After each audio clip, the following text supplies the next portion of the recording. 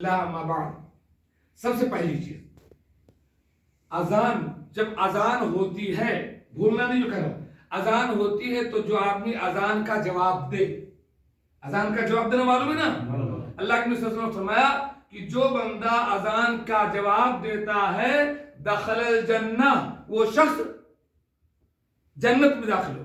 مؤذن جب اذان دے فون گر گر بند کرو، اذان سنو، اللہ اکبر اللہ اکبر اللہ اکبر، اس کے ساتھ جواب دو۔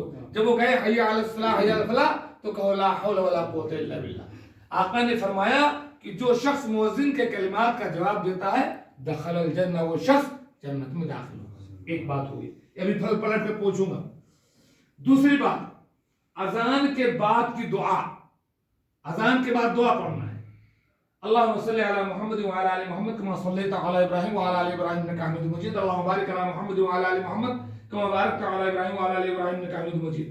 یہ تو درود شریف ہو گیا۔ پھر ایک دعا ہے، اللہم رب هذه الدعوة التامة والصلاة القائمة آت محمدا الوسیلة والفضیلہ وابعثه مقاما محمودا الذی وعدته۔ اس کا کیا ثواب ہے؟ اللہ کے نبی صلی اللہ علیہ وسلم نے فرمایا کہ جو شخص اذان کے بعد کی دعا پڑھے گا اس کے لیے قیامت کے دن میں شفاعت کروں گا۔ اذان کے بعد کی دعا جو پڑھے گا اللہ کے نبی قیامت کے دن اس کے لیے شفاعت کریں گے۔ دو بات میں نے بتا دی۔ اب تیسرا کام کیا کریں گے؟ آپ وضو کریں گے۔ وضو کا سب سے بڑا ثواب کیا ہے؟ اللہ کے نبی صلی اللہ علیہ وسلم فرمایا جب بندہ وضو کرتا ہے تو جتنا جتنا منہ ہاتھ پیر جتنا سب دھلتا ہے پورے بدن سے اس کے گناہ جھڑتے چلے جاتے ہیں۔ آنکھ دھولی، آنکھ سے جو دیکھا وہ گڑبڑ، کان سے دو، کان سے، منہ سے، ہاتھ سے، جتنا کچھ چھوٹا چھوٹا گناہ ہے، وضو کا فائدہ یہ ہے کہ بدن کے سارے گناہ اس کے جھڑ جاتے ہیں۔ تین بات بتا دیا۔ چوتھی بات، وضو کے بعد ایک دعا ہے۔ وہ دعا کیا ہے؟ کلمہ شہادت، اشہد ان لا الہ الا اللہ واشہد ان محمد عبدہ ورسولہ۔ اور چاہو تو اگر ایک دعا، اللہم اجعلنی من التوابین واجعلنی من المتطہرین۔ اللہ کے نبی صلی اللہ علیہ وسلم نے اس کا ثواب سن لو۔ چوتھی بات کہ جو شخص وضو کے بعد کلمہ شہادت پڑھتا ہے اللہ کے نبی صلی اللہ علیہ وسلم نے فرمایا فتحت لہ ابواب الجنت الثمانیہ، اس کے لیے جنت کے 8 گیٹ کھول دیے جائیں گے، یدخل من ایہا شاء، جس گیٹ سے چاہے داخل ہو جائے۔ ان کلمہ شہادت ہے، توحید ہے، اس میں شرک کا انکار ہے، توحید کا وہ ہے، اس لیے تو یہ وضو کے بعد کی دعا کی فضیلت ہوگی۔ اب پانچویں بات آتی ہے، جب ہم مسجد میں پہنچتے ہیں، مسجد میں پہنچتے ہیں ہم سنتیں پڑھتے ہیں۔ نماز سے آگے پیچھے کچھ سنتیں ہیں۔ کل سنتیں کتنی ہیں؟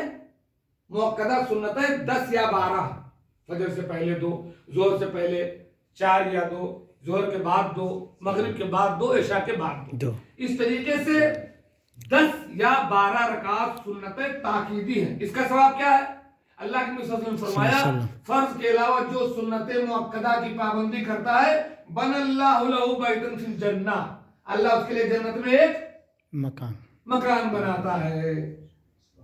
سنتوں کی پابندی جو کرتا ہے نماز کے آگے پیچھے اللہ اس کے لیے جنت میں ایک مکان بناتا ہے۔ یہ 5 بات ہم نے بتا دی۔